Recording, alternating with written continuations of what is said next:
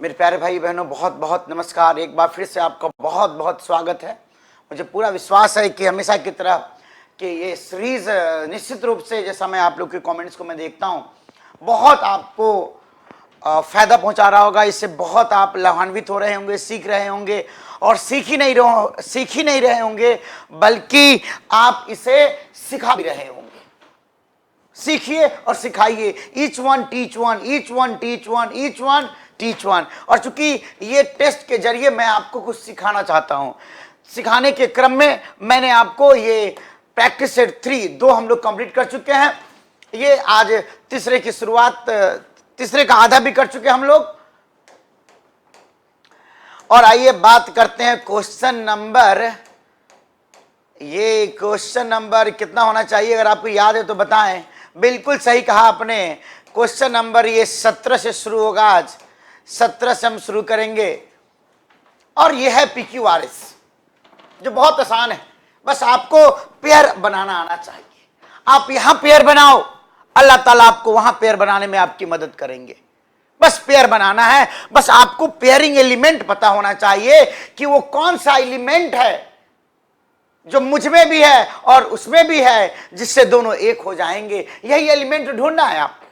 और ये अनुभव से, ये बनाते बनाते आएगा। जितना समय गुजारोगे, एक दूसरे के अंदर के एलिमेंट को जानोगे, और फिर कौन सा एलिमेंट एक दूसरे के साथ बॉन्ड करता है, एक्शन रिएक्शन करता है, ये तो रहते रहते समझ में आएगा, बनाते बनाते समझ में आएगा। तो आइए हम पेयरिंग एलिमेंट के जरिए हम यहाँ पे मैंडेटरी पेयर बनाते हैं और फिर अपने ऑप्शन को, आंसर को ढूंढते हैं। लिखा हुआ we have seen that when, think, occupy.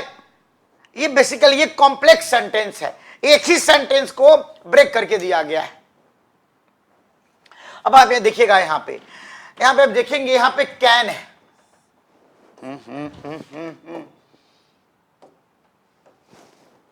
यहां पे देखेंगे आप, यहां पे कैन है, तो कैन के बाद चाहिए बेयर इन्फिनिटिव। बेयर इन्फिनिटिव का मतलब क्या होवे है, मैंने पहले भी बता रखा है, यानी वर्ब की first form plus SES ING और ED, और इसके पहले टू लग जाएगा।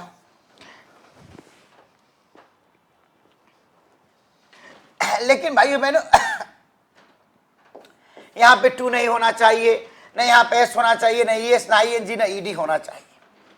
और ये जो बच जाएगा ना शुद्ध निराकार, वही कहलाता है bear infinitive.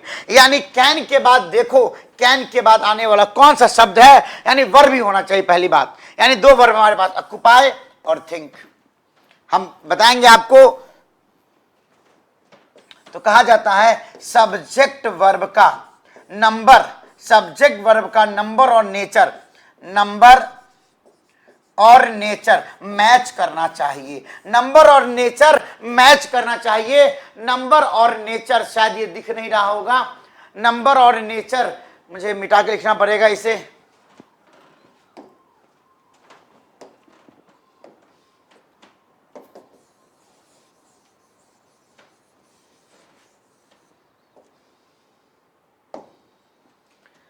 Subject plus verb है मेरे प्यारे भाई बहनों, इसका नंबर ध्यान रखना। सब्जेक्ट वर्ब का नंबर और नेचर मैच करना चाहिए। नंबर और नेचर दोनों मैच करना चाहिए। Singular number singular number, plural number plural number होना चाहिए। नेचर दोनों का भी सेम होना चाहिए। ऐसा नहीं है कि पुलिस पढ़ाने का काम करे और टीचर अरेस्ट करने का काम करे। इसे सब्जेक्ट और वर्ब का नेचर देखना हमेशा। अब देखो यहां पे लिखा हुआ, अब मेंटल इमेज सब्जेक्ट हो गया और कैन आ गया, और इसके बाद ऑक्युपाई और थिंक। क्या मेंटल इमेज ही सोचने का काम करेगा? नंबर और नेचर के मुताबिक, नेचर के मुताबिक, अब mental image can think of it as losing its parts and shriveling to a point, या a mental image can occupy any portion of space we need not। अब देखो यहां पे need not है, ये भी मॉडल है। इसके बाद भी चाहिए बेयर इन्फिनिटिव, इसके बाद भी चाहिए। अब यहां पे need not के बाद फिर क्या आ जाएगा, देखो need not के बाद ये तो आ ही नहीं सकता है, तो need not के बाद क्या आएगा, need not के बाद जब भी आएगा तो क्या आएगा, think आएगा। यानी कि y के बाद x आएगा, y के बाद x, y के बाद x आएगा, y x वाई एक्स यहां भी है और वाई एक्स यहां भी है, दो जगह वाई एक्स है। दूसरी बात कि z के बाद, अब देखिए z के बाद ऑक्युपाई, यानी z के बाद y आना चाहिए, क्योंकि कैन के बाद ऑक्युपाई आएगा और नीड नॉट के बाद वर्ब चाहिए। वर्ब तो हमारे पास ए ऑक्युपाई है, ऑक्युपाई तो ये नीड नॉट का ही पार्ट है, यानी यहां वर्ब होता तो इसके बारे में भी सोचते, लेकिन मेरे प्यारे भाई बहन यहां वर्ब है नहीं तो हम इसके बारे में सोचेंगे। यानी कि y के बाद x और z के बाद y होना चाहिए, यानी कि अब देखिए क्या आना चाहिए, z के बाद y आना चाहिए और y के बाद x होना चाहिए। तो अब देखिए क्या आंसर डी फॉर देवसेना है। देखा आपने, डी फॉर देवसेना है कि नहीं है। फिर से एक बार समझाते हैं आपको। कैन के बाद बेयर इंफिनिटिव आना चाहिए, नीड नॉट के बाद बेयर इंफिनिटिव होना चाहिए। तो नीड नॉट के बाद वर्ब तो एक ही है ना, नीड नॉट के बाद वो आने वाला है वर्ब तो एक ही है, क्योंकि यहां वर्ब नहीं है, यहां वर्ब नहीं है, तो नीड नॉट के बाद क्या आएगा, एक्स आएगा, यानी कि वाई के बाद एक्स आना चाहिए। वाई के बाद एक्स यहां भी है और वाई के बाद एक्स यहां भी है। अब बात करते हैं, अब जेड देखेंगे, जेड पहले आएगा, जेड के बाद वाई आएगा, या फिर जेड लास्ट में आएगा, ये हमें देखना होगा। तो हमने देखा कि यहां पे कैन है, कैन के बाद वेयर इंफिनिटिव आ जाएगा, ऑक्युपाई आ जाएगा, यानी जेड वाई एक्स हो जाएगा। आंसर आ जाएगा डी फॉर देव सेना। देखिए मैंने क्या लिखकर समझाया आपको। रीअरेंजमेंट में हमें यह पता होना चाहिए कि एक्स वाई तथा जेड तीनों एक कॉम्प्लेक्स सेंटेंस के डिफरेंट पार्ट्स हैं। अब बताएंगे आपको कॉम्प्लेक्स सेंटेंस किसे कहते हैं, कंपाउंड किसे कहते हैं, मिक्स सेंटेंस किसे कहते हैं, सिंपल सेंटेंस किसे कहते हैं। फिलहाल देखिएगा, ये कॉम्प्लेक्स सेंटेंस की चर्चा हुई तो ये आपके ध्यान में होना चाहिए कि अंग्रेजी बिना कॉम्प्लेक्स सेंटेंस जाने इसे आप इसके ज्ञान को पूरा नहीं कर सकते आप। तो इस रीअरेंजमेंट में हमें यह पता होना चाहिए कि एक्स वाई तथा जेड तीनों एक कॉम्प्लेक्स सेंटेंस के डिफरेंट पार्ट्स हैं, अर्थात तीनों आपस में जुड़कर एक सिंगल सेंटेंस का निर्माण कर रहे हैं। ऐसी स्थिति में इन्हें उचित क्रम में व्यवस्थित करने के लिए या मैंडेटरी पेयर का निर्माण करने के लिए subject, auxiliary, verb, object, complement plus other words, जो एक सेंटेंस के 5 डिपार्टमेंट है, के सीक्वेंस की मदद लेनी चाहिए। जेड में मेंटल इमेज कैन का प्रयोग हुआ और कैन एक मॉडल ऑक्सिलियरी है जिसके बाद एक मेन वर्ब का होना आवश्यक है। यह मेन वर्ब वाई में प्रयुक्त ऑक्युपाई है, न कि एक्स में प्रयुक्त थिंक है।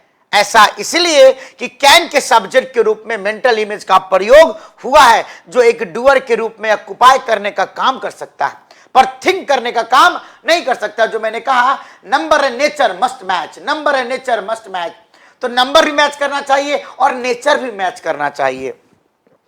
थिंक करने का काम एक इंसान करता है, न कि एक इमेज। अतः यह स्पष्ट है कि जेड वाई एक मैंडेटरी पेयर है और यह ऑप्शन डी में मौजूद है। बहुत आसान है।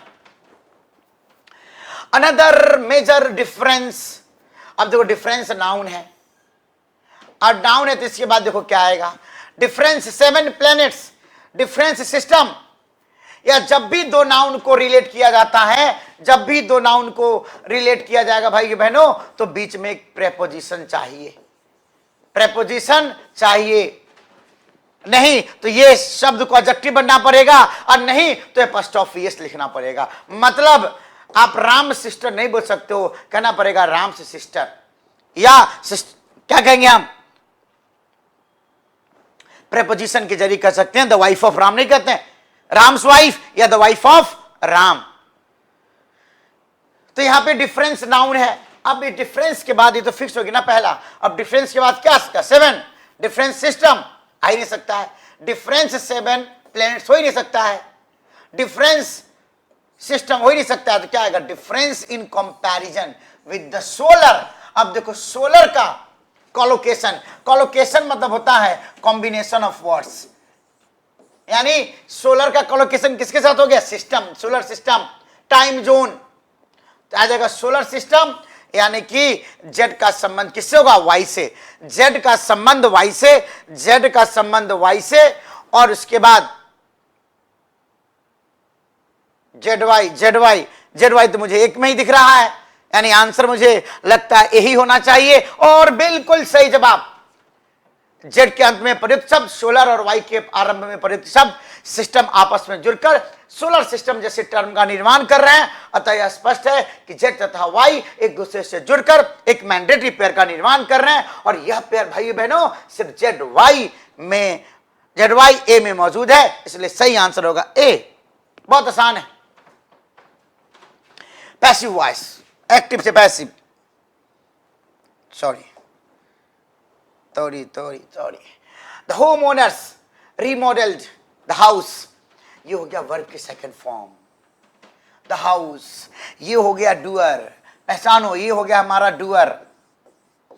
डूअर के बाद भाई बहनों ये हो गया वर्ब की सेकंड फॉर्म। ये द हाउस, ये हो गया ऑब्जेक्ट। क्या बनेगा इसका बताइए? जब भी वर्ब की थर्ड फॉर्म हो, वर्ब की थर्ड फॉर्म का पैसिव पता कैसे बनेगा? वॉज वर प्लस वर्ब की third form, was were plus verb की थर्ड फॉर्म। आइए इसको विस्तार से समझाते हैं आपको, क्योंकि इस दुनिया में 3.5 प्रकार के लोग होते हैं।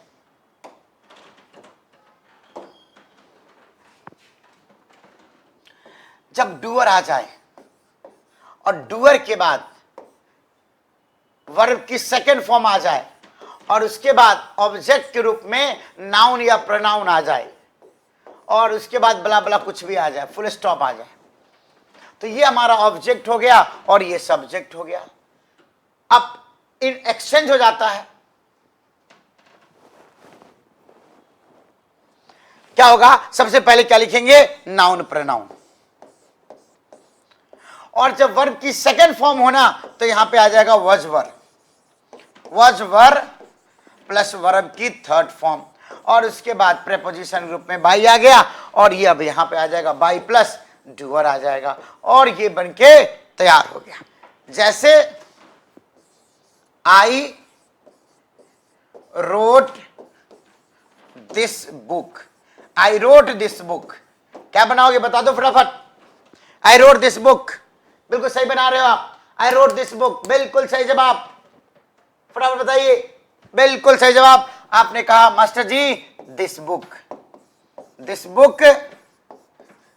And was verb plus verb की थर्ड फॉर्म, बुक के अकॉर्डिंग वॉज आ गया, और क्या आ जाएगा? Written, this book was written by, और आई हो जाएगा मी, क्योंकि प्रेपोजिशन के बाद objective case, this book was written by me, और आगे जो होता वो आ जाता है। अब आइए देखिए ऑप्शन में क्या दिया है, क्या है ऑप्शन में?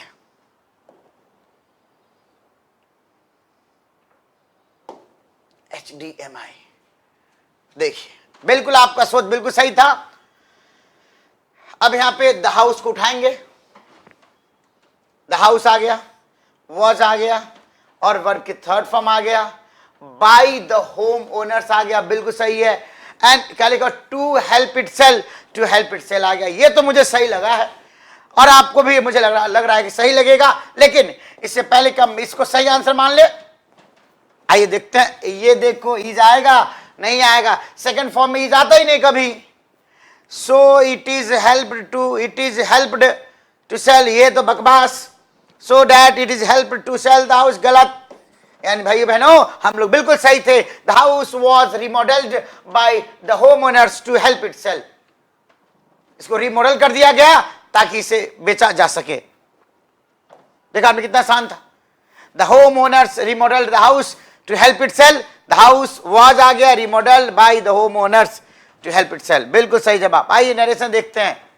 Ravi asked, she asked Ravi what is worrying you.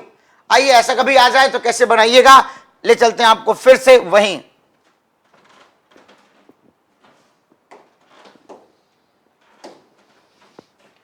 ऐसे आ जाए सब्जेक्ट प्लस से आ जाए या एस का आ जाए, कुछ भी आ जाए, ब्ला ब्ला ब्ला, और इन्वर्टेड कॉमा शुरू, व्हाट प्लस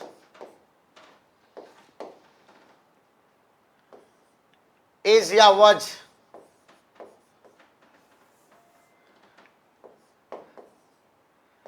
इज या वॉज प्लस वर्ब की आईएनजी फॉर्म, क्वेश्चन मार्क।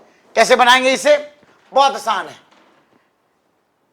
से रहेगा तो भी आस्क में बदल जाएगा, और आस्क रहेगा तो भी आस्क में बदल जाएगा। यानी ये डायरेक्ट है।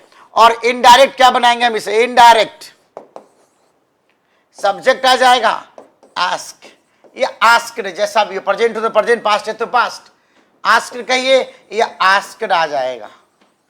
उसके बाद जो क्वेश्चन वर्ड व्हाट है ना, बेसिकली यही बन जाएगा कंजंक्शन, और ये कंजंक्शन बनेगा। और चूंकि ये सब्जेक्ट का भी काम कर रहा है तो हमें अलग से कोई सब्जेक्ट लिखने की जरूरत नहीं है, यही सब्जेक्ट है तो व्हाट आ जाएगा। और अगर इज होगा तो ये वॉज में तब्दील हो जाएगा, और अगर वॉज होगा मेरे प्यारे भाई बहनों तो ये हैड बिन में तब्दील हो जाएगा, हैड बिन में तब्दील हो जाएगा, और उसके बाद वर्ब की आईएनजी फॉर्म आएगा। ध्यान से देखना, जैसे शी शेड कॉमा व्हाट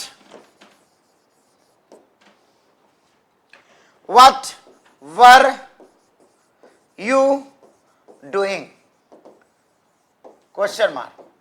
अब इंटरोगेटिव है ना तो बन जाएगा शी आस्क्ड, शी आस्क्ड हो गया, जैसा मैंने कहा था आपको, शी आस्क्ड, व्हाट का व्हाट ही रह जाएगा, वर्क क्या हो जाएगा व्हाट,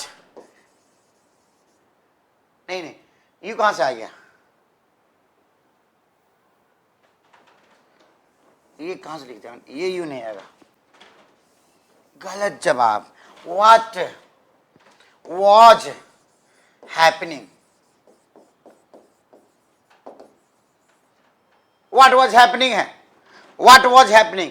अब क्या वॉज को मैंने क्या कहा था कि शी आस्क्ड व्हाट, और वॉज हो जाएगा किसमें, हैड बीन में तब्दील, तो व्हाट हैड बीन हैपनिंग बनके तैयार हो गया। She asked what had been happening, she asked what had been happening. ध्यान देखिएगा, प्रैक्टिस कीजिएगा, बनाइएगा। आपको वहीं ले चलते हैं जहां पे ये सवाल मौजूद है।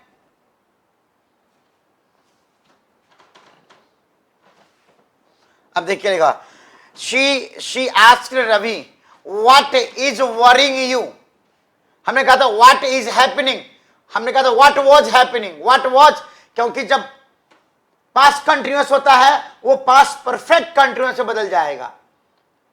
शर्त है कि इधर क्या होना चाहिए, मैंने कहा शर्त है कि यहां पे ये क्या होना चाहिए, ये पास्ट होना चाहिए। मतलब अगर यहां पे सेज आस्क है तब तो नहीं बदलेगा, ये इज का इज रह जाएगा, वॉच का वॉच रह जाएगा। लेकिन मेरे प्यारे भाई बहनों, अगर से और सेड यहां पे पास्ट फॉर्म में है, मान लो सेड है यहां पे या फिर आस्क्ड है, सेड या आस्क्ड है, तो वैसे कंडीशन में आपको इज को वज में और वज को हैड बीन में बदलना होगा।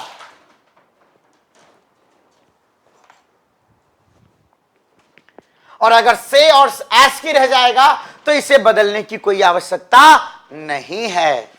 तो मैं जो बता रहा था वो सवाल के कंटेक्स्ट में बता रहा था, इसलिए मैंने कहा कि अगर से और आस्क हो तो यहां पे आस्क आस्क हो जाएगा, और ये इज वॉज में बदल जाएगा, वॉज हैड बीन में बदल जाएगा। लेकिन ध्यान रखिएगा, ये तब होगा, इज वॉज में, फिर से बार बार दोहरा रहा हूं मैं, इज तब वॉज में बदलेगा जब ये पास्ट में होगा, वॉज तब हैड बीन में बदल जाएगा जब ये पास्ट में होगा। प्रेजेंट में होगा तो बदलने की आवश्यकता नहीं है। अगर ऐसे होता शी सेज, ऐसे होता शी सेज, तो क्या लिखते हैं, she ask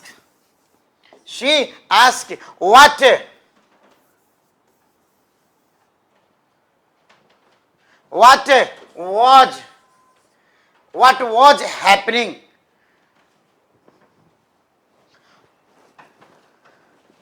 she says what was happening.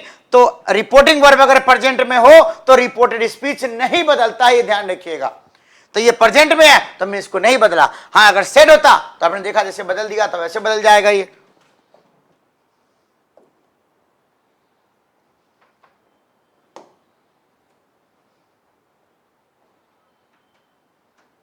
तो यहां पे पास्ट में है ना, पास्ट में, तो ये इज बदल जाएगा वॉज में, कहा ना, पर पास्ट में तो इज बदल जाएगा वॉज में। तो she asked Ravi what is तो आएगा नहीं, शी आस्क होगा नहीं, क्योंकि अगर ये पास्ट में है तो रिपोर्टेड स्पीच पास्ट में होना चाहिए। यहां पास्ट में था लेकिन यहां प्रेजेंट में हो गया, गलत हो गया, ये कटेगा, शी आस्क कट जाएगा तो बच जाएगा, तब डी बच गया मुझे लगता है। तो she asked Ravi what was worrying और हिम आ जाएगा, क्योंकि यू सेकंड पर्सन किसके मुताबिक, रवि ऑब्जेक्ट के मुताबिक, SON 1 2 3 फर्स्ट पर्सन सब्जेक्ट के मुताबिक, सेकंड पर्सन ऑब्जेक्ट के मुताबिक, थर्ड पर्सन नो चेंज। तो कंफ्यूज मत करना, रिपोर्टिंग वर्ब अगर प्रेजेंट में हो तो टेंस नहीं बदलता है, रिपोर्टिंग वर्ब पास्ट में हो तो टेंस बदलता है, इज रहेगा तो वज हो जाएगा, और अगर वज रहा वर्ब आईएनजी रहा तो हैड बीन प्लस वर्ब के आईएनजी फॉर्म हो जाएगा, पास्ट परफेक्ट कंटिन्यूअस हो जाएगा। तो आपका आंसर बिल्कुल डी बिल्कुल सही था। She asked Ravi what is worrying you. She asked Ravi what was worrying him. Reporting verb asked past tense में है, इसलिए indirect स्पीच में, reported स्पीच में मौजूद present tense is worrying को past tense was worrying में convert कर दिया गया है। अब ये पैसेज दिया गया आपको, देखता हूं ये पैसेज को क्या हम जूम इन जूम आउट कर सकते हैं।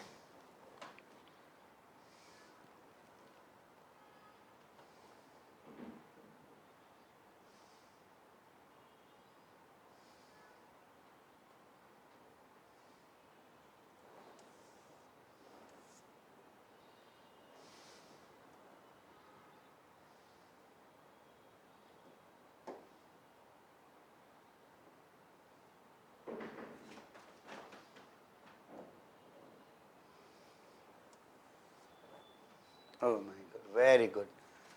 ये देखिए, कहते हैं ना, मेहनत करने वालों की कभी हार नहीं होती और बिना कुछ किए यूं ही जय जयकार नहीं होती। बहुत ही सुंदर।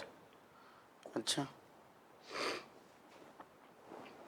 अब देखिए पैसेज है, मैं पैसेज को आपको पढ़ के समझाऊंगा, क्योंकि ये जो सीरीज हमने शुरू किया है ये क्वेश्चन बनाने के लिए नहीं, बल्कि आपको कुछ सिखाने के लिए, कुछ बताने के लिए। ये नहीं कि मैं पैसेज पढ़ के आंसर बता दिया, नहीं, पैसेज पढ़ेंगे और पैसेज के जरिए अंग्रेजी के बारीकी मतलब न्यूएंसेस को समझेंगे, अंग्रेजी के सरल डिफरेंसेस को समझेंगे। बहुत सारी बातें हैं जो पैसेज, जहां मौका मिलेगा मुझे कुछ सिखाने का, वहीं पे मैं आपको सिखा के जाऊंगा यहां से। अब आई पढ़ी, आई had seen this road many years अगो। पहली बात तो जब पास्ट परफेक्ट का इस्तेमाल किया गया तो अगो नहीं बिफोर होना चाहिए, लेकिन चलिए पैसेज है, किसी बुक से लिया गया हो, लिखने वाला क्या सोच के लिखा, शायद उनकी ग्रामर उतनी अच्छी नहीं हो, अदरवाइज हमारे एसएससी में तो काट के ले जाएगा 2.5 नंबर। I had seen this road many years ago, बहुत साल पहले मैंने इस रोड को देखा था। When my parents moved to, जब मेरे पेरेंट्स लोग, माँ बाप शिफ्ट किए थे, मूव्ड टू, कहां मूव कर गए, मंदाकोटू क्रूसी, बहुत डिफरेंट नाम है, आवर एंसेस्ट्रल विलेज। अब एंसेस्ट्रल का मतलब क्या होता है, इसका मतलब होता है पूर्वज। एंसेस्ट्रल का मतलब लिख लीजिएगा, एंसेस्ट्रल का मतलब होगा पूर्वज। एंसेस्ट्रल विलेज, जो हमारे पूर्वजों का विलेज था, एंसेस्टर कहते हैं, एंसेस्टर पूर्वज। एंसेस्ट्रल विलेज मतलब माँ बाप, मतलब बाप दादाओं का गांव। हाउएवर, फिर भी, इन दोज अर्ली ईयर्स, वो शुरुआती सालों में, I had not begun exploring the countryside, मैंने शुरू नहीं किया एक्सप्लोर करना, मतलब छानबीन करना, खोजना।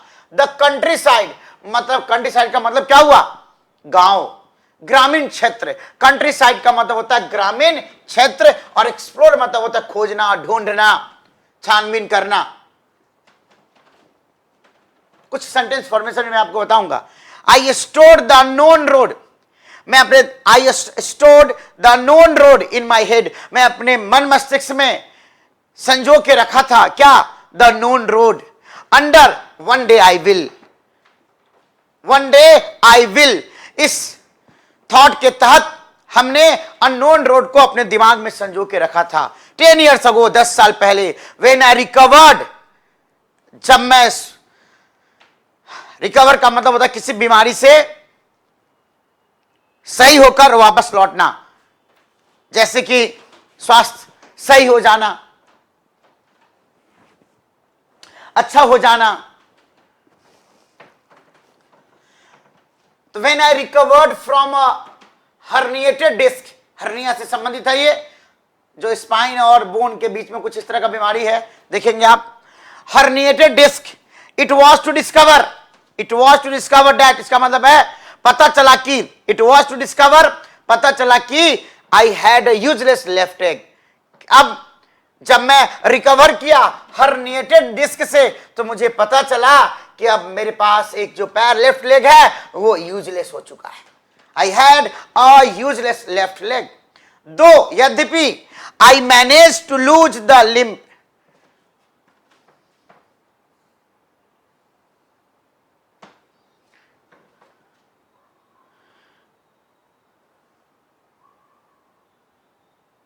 दो I manage to lose the limb, limb मतलब होता है लंगरा के चलना या लंगराना। Though I manage to lose the limb, I hated not being able to stride, मतलब झटकना, बिल्कुल एनर्जी और कॉन्फिडेंस के साथ चलना, एनर्जी और कॉन्फिडेंस के साथ चलना, इसे स्ट्राइड कहते हैं। मानो आप राइड कर रहे हो, बाइक राइड कर रहे हो, इतनी स्पीड से चलते हैं ना, उसे कहते हैं स्ट्राइड करना, स्ट्राइड। दो यद्यपि I manage to lose the limb, किसी प्रकार से मैं लिम्ब से अपने आप को मुक्त किया, लेकिन मुझे नफरत थी। I hated not being able to, मैं इस बात से नफरत करता था कि मैं स्ट्राइड नहीं कर पाता था, चल नहीं पाता था एनर्जी और कॉन्फिडेंस के साथ, एज आई यूज्ड टू, जैसे मैं चला करता था। I needed a challenge to tell myself that I was not going to buckle to a creature called sciatica। ये जरूरत थी मेरे लिए कि मैं अपने आप को एक चैलेंज दूं और कहूं अपने आप से that I was not going to, कि मैं झुकूंगा नहीं, मैं झुकने नहीं जा रहा हूं। बकल का मतलब होता है बांधना भी होता है, buckle, buckle your seat belt, buckle मतलब बांधना भी होता है, बकल होता है ना, बकल बेल्ट में बकल, बकल मतलब मुड़ जाना भी होता है, और बकल का मतलब झुक जाना, मैं नहीं झुकूंगा, I will not buckle। One day, sorry, I was not going to, that I was not going to buckle to a creature, मतलब जीव जंतु प्राणी, एक क्रिएचर जिसे साइटिका कहते हैं। साइटिका एक बीमारी है, कॉल्ड साइटिका। 10 मतलब इस प्रकार, the one day I will come, मैंने कहा ना the one day I will, मैंने दिमाग में सोच रखा था एक दिन मैं ऐसा करूंगा, वो वक्त आ गया। 10 the one day I will arrived, जो वन डे आई विल का सोच मेरे दिमाग में रखा था, स्टोर किया था, वो वक्त आज आ गया। Where does the road by the medical shop lead to, जैसे कहते हैं ना कि this road leads to Jaipur, this road leads to Rohtak, उसी प्रकार ये बच्चा पूछ रहा है वेयर डज, या ऑथर पूछ रहा है where does the road by the medical shop, medical shop के पास जो रोड है, बाय मतलब के पास जो रोड है वो कहां जाती है। आई आस्क्ड माई पेरेंट्स, मैंने पूछा अपने पापा से, वाइल विजिटिंग देम नेक्स्ट, तो दूसरी बार जब विजिट किया उन्हें, तो मैंने उनसे पूछा कि रोड कहां जाती है। यह चालावारा, चालावारा प्रोनाउंसिएशन डिफरेंट हो सकता है, चालावारा, दे सेड, उन्होंने कहा, पेरेंट्स के लिए दे आया, दे सेड चालावारा, ये चालावारा जाती है। It's not an easy road to walk on, ये आसान रोड नहीं है चलना, इस रोड पे चलना आसान नहीं है। It's not easy road to walk on. My father added, मेरे पापा ने और भी इस बात में ऐड करते हुए, इस बात को बढ़ाते हुए कहा कि it's not an easy road to walk on, there are too many ups and downs, यहां पे बहुत सारे तुम्हें अप्स एंड डाउन्स मिलेंगे, बहुत सारे अप्स एंड डाउन्स हैं इस रोड पर। चालावारा was a superior grade of a village as compared to Mandakotu Kurusi, मतलब अगर तुम अपने एंसेस्ट्रल विलेज जिसका नाम है मंडा कोटू कुरुसी से अगर कंपेयर करोगे तो ये सुपीरियर ग्रेड ऑफ विलेज है। क्यों है? With high school, a fine library, ATMs and several shops. इसलिए तुम्हारे गांव से ये चालावारा बहुत अच्छा है। But it also has 2 approach roads. Approach roads का मतलब हो गया वो रास्ता जो किसी जगह की ओर जाती है, वहां तक आपको पहुंचाती है, उसे अप्रोच रोड कहते हैं। वहां तक आपको पहुंचाती है उसे हम अप्रोच रोड कहते हैं, अप्रोच रोड। तो वहां तक जाने के दो रोड्स हैं। We have 2 approach roads. The one मतलब हो गया द रोड। हम वन एक प्रोनाउन के लिए रूप में किसी नाउन की चर्चा पहले हो चुकी है, जैसे रोड की चर्चा हो गई है। अब इसके बदले जब भी इस्तेमाल करेंगे वन का इस्तेमाल करेंगे। You have given me 2 chairs. You have given me 2 chairs, but this one is better than that one. This one, अब one मतलब होगा this chair. तो चेयर ना बोल के हम this one कहेंगे। जैसे कहते हैं भैया, अरे भैया वो लाल वाला देना, लाल वाला। तो क्या कहेंगे? Please show me the red one. अरे नहीं भैया लाल वाला, ये ब्लू वाला, the blue one. अरे नहीं भैया वो बड़ा वाला, the longer one, the smaller one. The red one, the blue one, this one, that one. मतलब वाला वाली के लिए वन का इस्तेमाल करते हैं। याद रखना, this one, that one, red one, blue one. तो यहां पे हो गया द वन। द वन मतलब हो गया वो रोड। आई हैड चूजन, जो रोड मैंने चुना था, was a narrow back road. वो बहुत ही नैरो बैक रोड था जो कि यूज किया जाता था, यूज्ड बाय द लोकल्स। जो रोड मैंने चुना था वो बैक रोड था और वो लोकल्स के द्वारा यूज किया जाता था।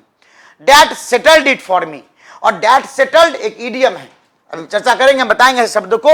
that settled it का मतलब हो गया I have made up my mind।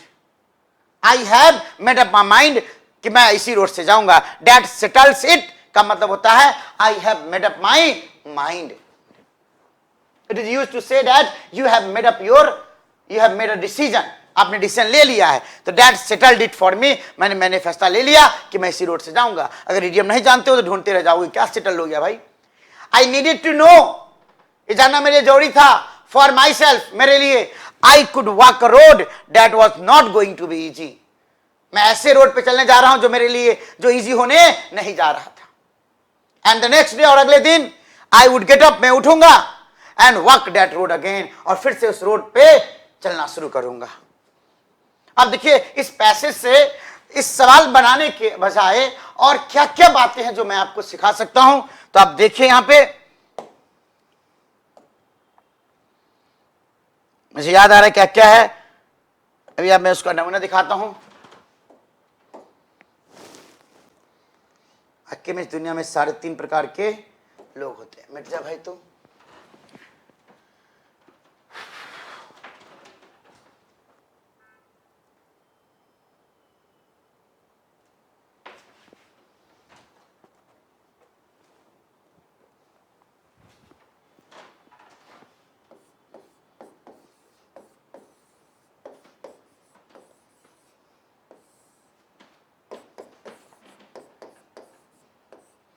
बाप दादों का, या यूं कहे पूर्वजों का।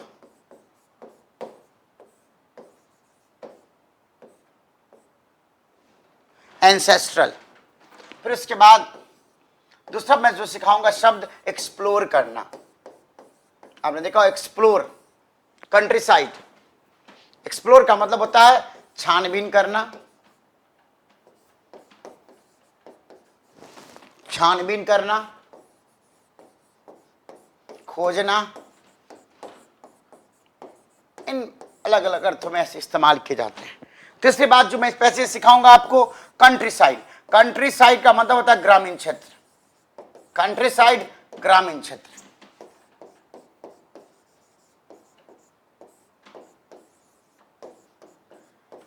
स्ट्रक्चर में क्या सिखाने जा रहा हूं, सब्जेक्ट के बाद बिगिन आ जाए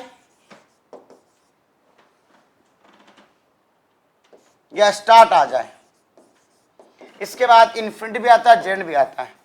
और जैसे मैंने एक काम शुरू कर दिया, I started teaching in 2010, she began teaching in 2010,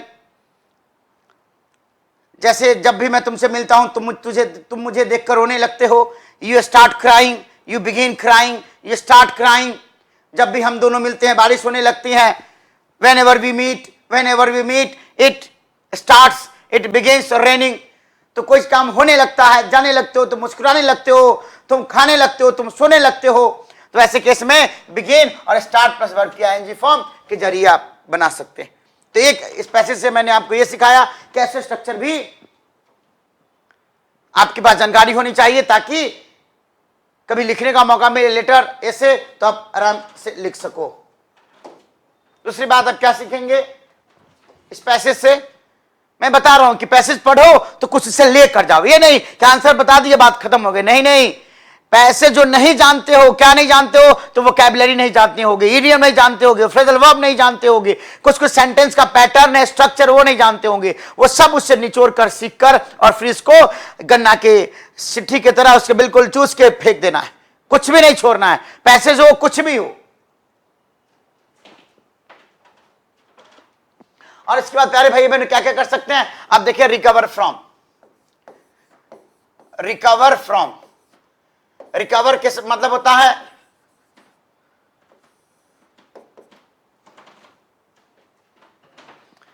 वाक्य में इस दुनिया में 3.5 प्रकार के लोग होते हैं।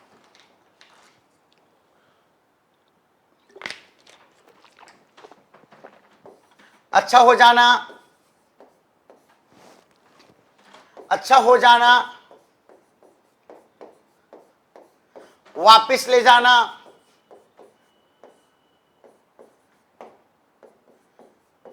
वसूली करना, नहीं बोलते रिकवरी वाले आए हैं, वसूल करना, ऐसे अर्थों में इस्तेमाल करेंगे। रिकवर के साथ याद रखना रिकवर फ्रॉम समथिंग, बीमारी से रिकवर करोगे, रिकवर फ्रॉम दिस डिजीज, और सफर फ्रॉम दिस डिजीज, ये भी याद रखना सफर फ्रॉम, क्योंकि ये भी हमारे एग्जाम में आता है। सफर के बाद फ्रॉम आएगा अगर कोई चीज से सफर कर रहे हो तो एक चीज मैंने 2 चीज सिखाया आपको, रिकवर फ्रॉम और सफर फ्रॉम का इस्तेमाल किया हमने। फिर आप देखिए दो और ऑल दो, ऑल दो या दो आ जाए, ऑल दो या दो आ जाए, और उसके बाद सब्जेक्ट वर्ब आ जाए। इसके बाद भाई बहनों बट आएगा या फिर एट आएगा या फिर कॉमा भी आ जाएगा, सब्जेक्ट आ जाएगा, वर्ब आ जाएगा, ऑब्जेक्ट आएगा, ब्ला ब्ला आएगा। हमारे एग्जाम में क्या होता है ध्यान रखना, हमारे एग्जाम में बट कभी नहीं आएगा।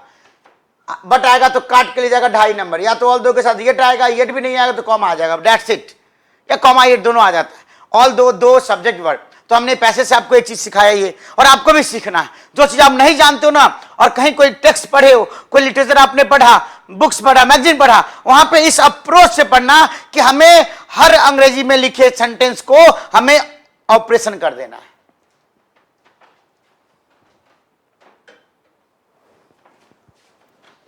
उसके बाद और मैं क्या सिखा सकता हूं आपको इस पैसेज से, इस पैसेज से और क्या सीख सकते हैं हम? तो आपने देखा होगा इसमें इस्तेमाल किया गया है managed to. Managed to is equal to succeeded, succeeded plus in plus verb की आईएनजी फॉर्म। मतलब in doing something difficult, STS मतलब होता है समथिंग, समथिंग डिफिकल्ट, खासकर जो डिफिकल्ट चीज है ना उसके लिए इस्तेमाल करते हैं हम मैनेज टू। जैसे एग्जांपल के लिए समझ सकते हैं हम लोग, आई समहाउ, किसी तरह, समहाउ मतलब किसी तरह, I somehow manage to convince your parents, convince your parents, मतलब किसी प्रकार मैं तुम्हारे मम्मी पापा को समझा पाया। I somehow manage to convince your parents, या I somehow succeeded in convincing your parents. तो सक्सीडेड इन ये भी हमारे एग्जाम में कई बार पूछा जा चुका है। तो इससे आपका लैंग्वेज भी डेवलप हो रहा है। Dad finally I managed to do that, finally I succeeded in doing that. तो लैंग्वेज भी डेवलप होता जाएगा। इस सीरीज का मतलब यही है कि मैं आपको इस सीरीज के जरिए अंग्रेजी, अगर आप हर एपिसोड को देखते हो, हर पार्ट को देखते हो, तो पूरा विश्वास है कि ये सीरीज खत्म होते होते आपको, मुझे लगता है कि अंग्रेजी पढ़ने की कहीं जरूरत पड़ेगी, अगर थोड़ी बहुत अंग्रेजी आपकी अच्छी है तो। इस मकसद से आपको सिखा रहा हूं मैं, ताकि एक कॉम्पिटेटिव अप्रोच भी डेवलप हो और लैंग्वेज भी आप सीखते चले जाएं। तो मैनेज टू के बारे में मैंने बात की आपसे। हम इससे एक और चीज सीख सकते हैं, क्या? तो ये देखिए,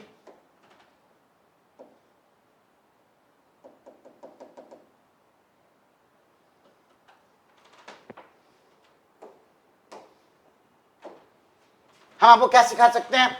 तो मेरे प्यारे भाई, यहां पे देखिए एक शब्द है लिंप। लिंप भी हम सीखेंगे। लिंप मतलब लंगराना,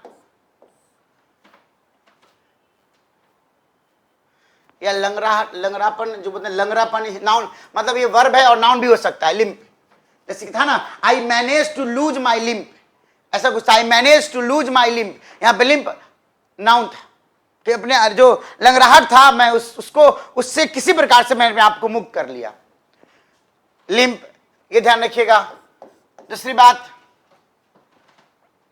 और क्या था, एक याद आ रहा है कि सब्जेक्ट था, हेट था, नॉट था, फिर उसके बाद बीइंग था, being able to, being able to, इसके बाद वर्ब की फर्स्ट फॉर्म। तो ये सेंटेंस याद कर लो ना, क्योंकि ये जनरेटिव स्ट्रक्चर्स हैं, इस पे हजारों सेंटेंस जनरेट कर सकते हो। जैसे I hate, I hate, I hate not being able to make you understand, या I hate not being able to speak English. कहने का मतलब है I hate not being able to speak English, मैं अंग्रेजी नहीं बोल पाता हूं, इस बात से मुझे नफरत है, मैं नफरत करता हूं। I hate not being able to speak English, I hate not being able to help you, I hate not being able to hug you, I hate not being able to write a letter, I hate not being able to speak English. तो आप ऐसे करके sentence भी इस्तेमाल कर सकते हैं। Sentence हमारा क्या था पैसेज में, हमें याद आ रहा है, I hate not being able to stride around as I use to. जैसा मैं पहले चला करता था, स्ट्राइड किया जाता था, अब वैसा नहीं कर पाता हूं और इस बात से मुझे नफरत थी। तो आप ऐसे लिख सकते हो। उसके बाद एक और स्ट्रक्चर है, subject plus is am are blah blah blah plus going to plus verb की फर्स्ट फॉर्म। जैसे कोई काम होने वाला होता है, जैसे I am going to write a letter, मैं एक पत्र लिखने वाला हूं या मैं पत्र लिखने जा रहा हूं। I am going to write a letter, I am going to buy a car, I am going to buy a villa, I am going to give you a book, I am going to sell my property, मैं अपना property बेचने जा रहा हूं। तो जो काम future में जो होने वाला होता है उसके लिए हम is am are going to का इस्तेमाल करते हैं। पास्ट में होने वाला था तो वॉज वर आ जाएगा। पास्ट में होने वाला था कि she was going to sell her car, वो अपनी कार बेचने जा रही थी, मतलब कार बेचने वाली थी। तो इस पैसेज में हमें एक नया स्ट्रक्चर मिला, is am are going to plus verb की फर्स्ट फॉर्म। तो ये भी पैसेज से हमने सीखा। उसके बाद और क्या सीख सकते हैं, तो आपको देखा हो इसमें होगा बकल, बकल जैसा शब्द होगा, बकल, BUCKLE। बकल का मतलब होता है, बकल मतलब क्या होता है, बकल में तो जानते हैं बगलस जो होता है, और बकल का मतलब होता है बांधना भी होता है, और बकल का मतलब झुकना मुड़ना, जो समझिए ये भी होता है। आई विल नॉट बकल, मैं नहीं झुकूंगा। I will not buckle under pressure, I will not come what may, चाहे जो कुछ भी हो, I will not buckle under pressure, मैं प्रेशर में बकल नहीं हूंगा। और ये शब्द है जो पैसेज में पूछा गया शब्द, समझो इसमें मौजूद तमाम शब्द आपके लेवल को मैच कर रहा है। इसलिए अगर नहीं आ रहा तो जाग जाइए, जानिए कौन सा शब्द, कौन सा सेंटेंस आपके एग्जाम में आ जाए, कहना मुश्किल है। बकल के बाद फिर और क्या सीखेंगे हम लोग, 10, इसमें 10 का इस्तेमाल किया गया था।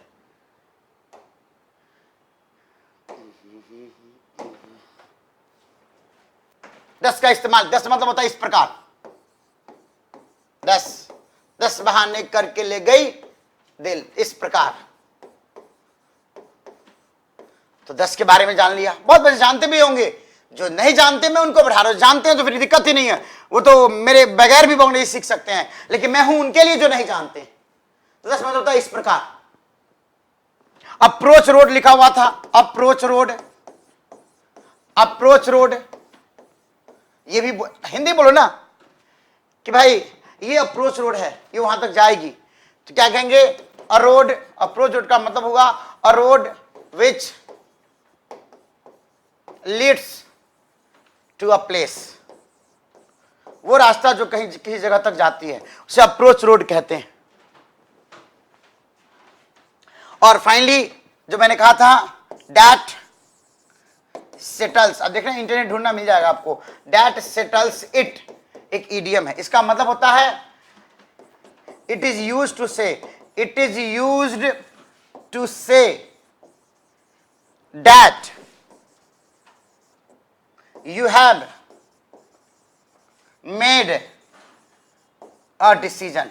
ये तब कहते हो जब आपको ये कहना है कि आपने कोई डिसीजन ले लिया है, आपने कोई डिसीजन ले लिया है, that settles it, I am leaving now, that settles। इतना हंगामा हुआ, 1 घंटा बात किए, फिर कहते हो भाई बहनों that settles it, I am leaving now, अब मैंने फैसला ले लिया है, मैं जा रहा हूं। that settles it मतलब होता है कि कहना कि मैंने अपना माइंड मेडअप कर लिया है। तो आपने देखा इसके जरिए हमने इस पैसेज के जरिए तमाम बातें हमने सीखने का प्रयास किया। ये पैसेज नहीं, ये पैसेज तो बहाना है, बेसिकली इसके जरिए अंग्रेजी में कुछ ना कुछ हमें सीख के जाना है। अब आइए पैसेज का आंसर देखते हैं। पैसेज बस मैचिंग का गेम खेलना है। पैसेज में मेरे प्यारे भाई बहन, सॉरी, पैसेज में आप देखेंगे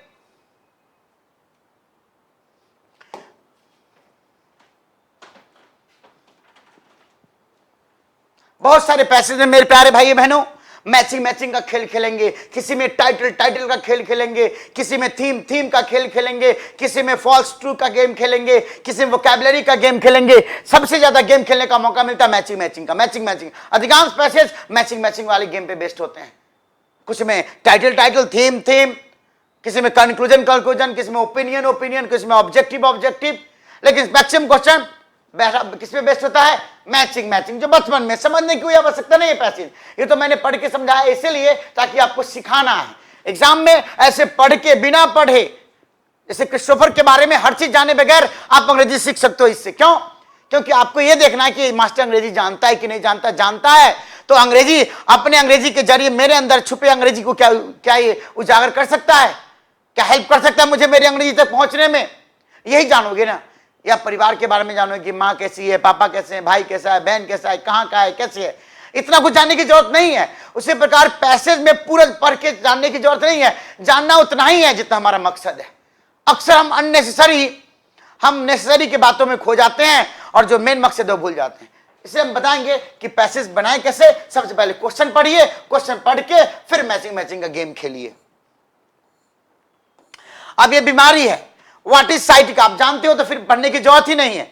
साइटिका क्या है? A type of animal, a name of real place, name of an imaginary place नहीं, अ हर्निएटेड डिस्क है, ऊपर चर्चा किया गया था। तो डी फॉर देवसेना।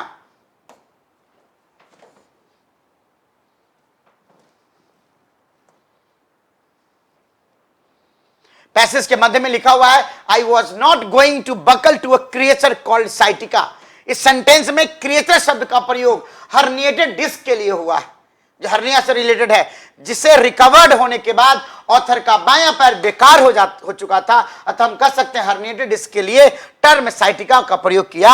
ऐसे साइटिका बीमारी जो जानते होंगे, सोचने की जरूरत नहीं होगी उनको। दूसरा क्वेश्चन नीचे है, छुपा हुआ है, मैं आपको दिखाता हूं इस क्वेश्चन को। आजा भाई ऊपर आजा। Where did the forefathers मतलब हो गया हमारे पूर्वज यानी ancestors. Where did the forefathers of writer live? कहां रहते थे? तो आपने पढ़ा था ना, देखिए यहीं पे तो पढ़ा था आपने, मंडू कोंडू कुछ था, ये देखिए आवर एंसेस्ट्रल विलेज, जहां हमारे बाप दादा रहते थे, हमारे पूर्वज रहते थे, उस गांव को कहते हैं मंडाकोटू कुरुसी। बहुत ही सुंदर, यानी आंसर क्या आ जाएगा इसका? ये सी फॉर कहो ना प्यार है। हाँ, इसका मैं भूल गया था देने के लिए, क्या कहते हैं ये पीडीएफ। पीडीएफ आज नहीं, मैं कल इसका PDF Christopher Phoenix for you, जो हमारा करीब 7,500 सब्सक्राइबर हैं, उसमें मैं पीडीएफ डलवा दूंगा, दिक्कत नहीं आएगी आपको। पैसेज के प्रथम सेंटेंस में लिखा हुआ है कि लेखक के पूर्वज, दिखाई था मैंने आपको। तीसरा सेंटेंस है, अच्छा भाई थोड़ा सा ऊपर, what disability did the writer suffer due to herniated disc. कौन से डिसेबिलिटी को राइटर सफर कर रहा था? Depression, poor visibility, loss of memory, या यूजलेस लेफ्ट लेग। देखेंगे यहां पे लिखा हुआ है had a useless left leg, herniated disc के कारण, रिकवर्ड फ्रॉम दिस, एंड क्या बाद में मिला इसे? I had a useless left. कुछ करना नहीं है, मैचिंग करना है। आंसर आ जाएगा ए फॉर कहो ना प्यार है।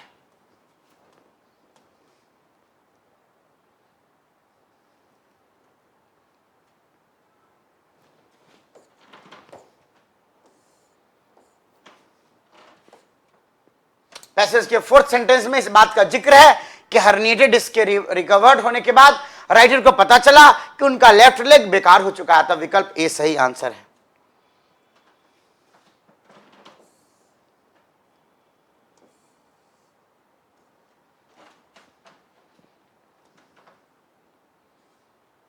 लिखा है one day I will is the title of, था ना यहां पे अननोन रोड।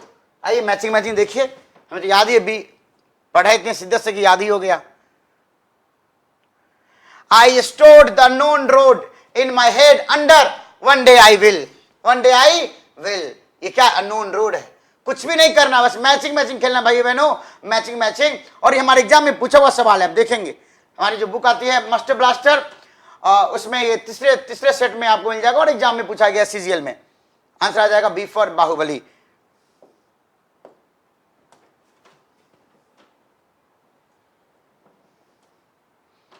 पैसेज के थर्ड सेंटेंस में तथा मिडिल में चर्चित बात के आधार पर हम कह सकते हैं कि वन डे आई विल का प्रयोग रोड के लिए हुआ है।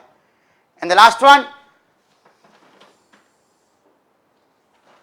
आपको याद होगा पैसे में हमने पढ़ा था, व्हाट मेक्स चालावारा बेटर देन मुंडाकोटू कुरुसी। क्या बेहतर बनाता है? तो कहा था ना, वहां पे हाई स्कूल है, वहां पे फाइन लाइब्रेरी है, वहां पे एटीएम्स हैं एंड सेवरल शॉप्स हैं। एंड आंसर ये आना चाहिए। और देखिए यहां पे लिखा हुआ है सुपीरियर ग्रेड के, मैंने पढ़ा था सुपीरियर ग्रेड। कहां है भाई सुपीरियर ग्रेड?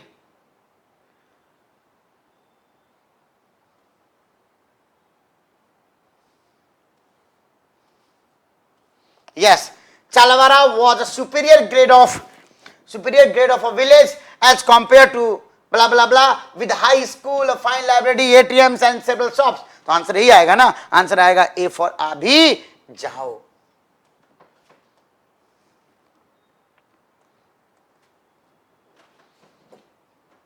पैसेज में इस बात का जिक्र है, सब कुछ पैसेज में ही, बाहर कुछ भी नहीं लगाना है आपको। पैसेज में इस बात का जिक्र है कि डैश की तुलना में चालावारा ज्यादा विकसित गांव था, क्योंकि यहां हाई स्कूल, लाइब्रेरी, एटीएम तथा शॉप्स की सुविधाएं मौजूद थी, अतः ऑप्शन ए सही आंसर होगा। तो आपने देखा ये करीब 25 क्वेश्चन हुए, हमने पूरे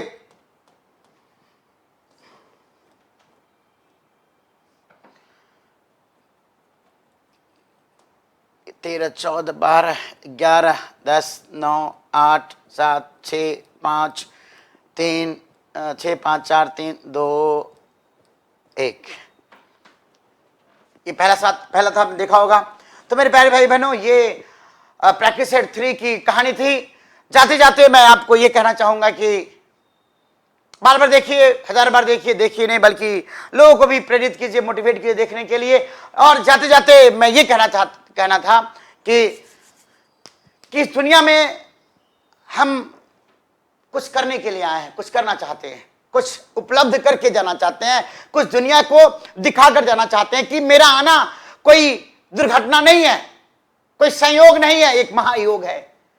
ऐसे में नहीं आ गया, आने के पीछे एक मकसद है, एक मंजिल है जिसे मुझे पाना है। और इसके पाने के लिए भाई बहनों आपके अंदर ये 3 चीज आपके अंदर होना बहुत जरूरी है।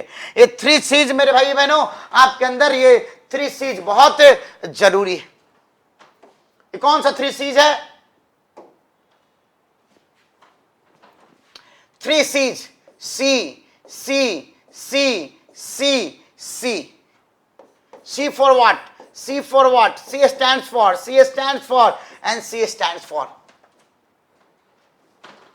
3 2 5। सबसे पहला क्या है ना, कैरेक्टर। आपके अंदर भाई बहनों कैरेक्टर का एक कैरेक्टर का होना बहुत जरूरी है। C for character, C for commitment, C for conviction, विश्वास, दृढ़ संकल्प, C for courage and C for courtesy. अगर आपके अंदर कैरेक्टर नहीं है, मुश्किल है उस मंजिल तक पहुंचना। अगर आपके अंदर कमिटमेंट की कमी है तो फिर क्या करोगे? चल्लू भाई तो कहते हैं एक बार जब मैंने कमिटमेंट कर लिया तो फिर अपनी भी नहीं सुनता हूं।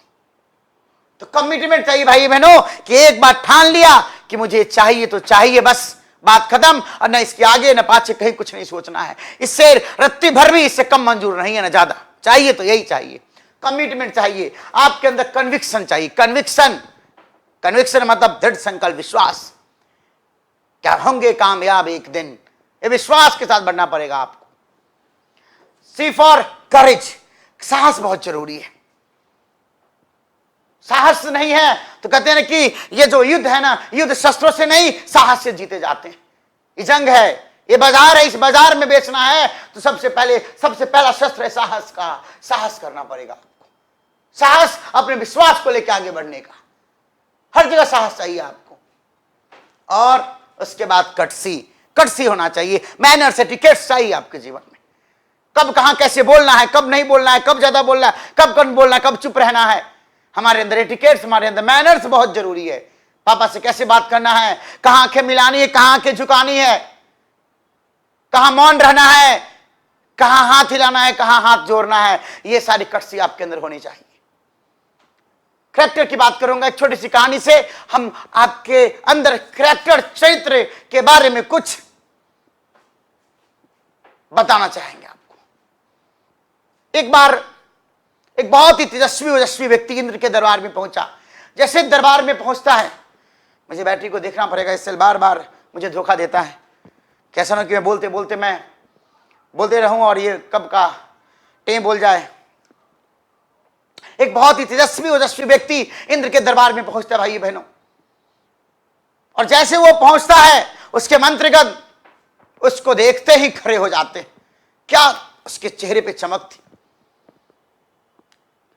मत उस व्यक्ति का व्यक्तित्व देखकर दंग रह गए। और जो बैठे थे खड़े हो गए। और सिर्फ मंत्रीगण ही नहीं उठे भाई बहनों पद से, बल्कि इंद्रदेव भी अपने पद से उठकर और उन्हें आमंत्रण किया, महाराज प्लीज पधारे।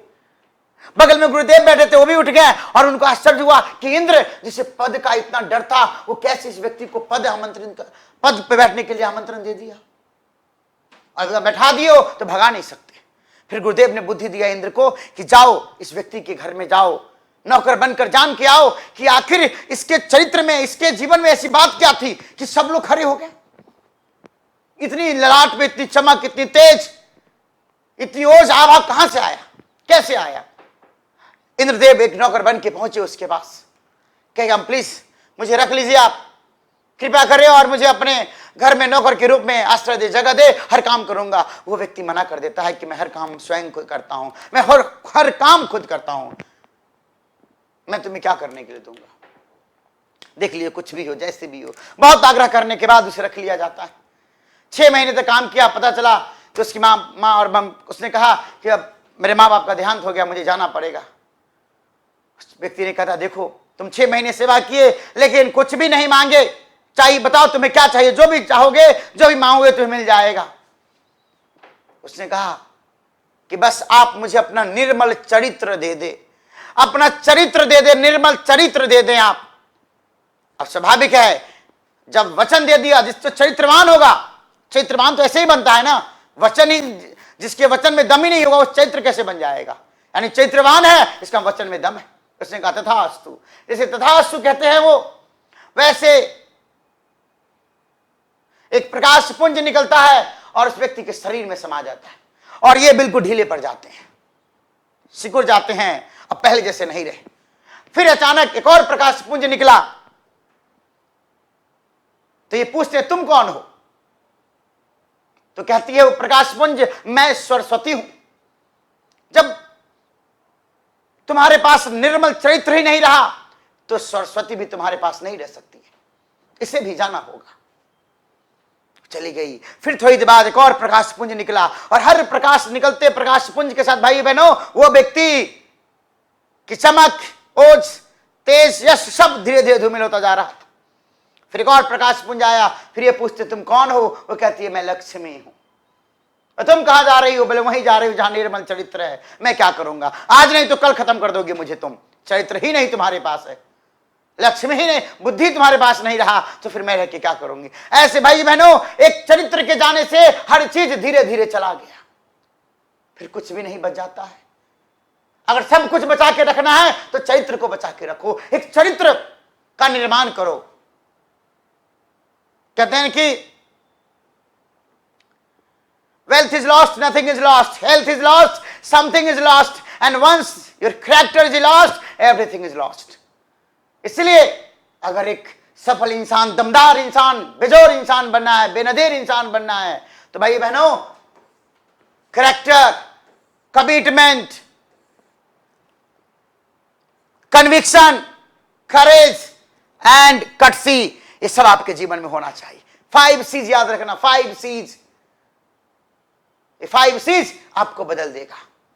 बहुत बहुत धन्यवाद, thank you so much, have a nice time, enjoy yourself, good night and take care. फिर मिलेंगे कल नई बात के साथ, नए प्रैक्टिस सेट के साथ, और बस आशीर्वाद बनाए रखें ताकि मैं मन से मेहनत करूं आपके लिए और रोजाना आपको इसी तरह मैं सेवा प्रदान करता रहूं, आपको सिखाता रहूं, आपसे सीखता रहूं। बस ये आप अपने खुदा से, अपने अल्लाह से, अपने भगवान से, परमपिता परमेश्वर से, वाहिगुरु से जरूर मेरे लिए प्रार्थना कीजिएगा कि मैं मन लगाकर आपको कुछ सिखाता रहूं, सिखाने का प्रयास करता रहूं। बस ये प्रयास जारी रहे, ईमानदार प्रयास जारी रहे। बहुत बहुत धन्यवाद, thank you so much, thank you so much. Good night and take care, good night and take care.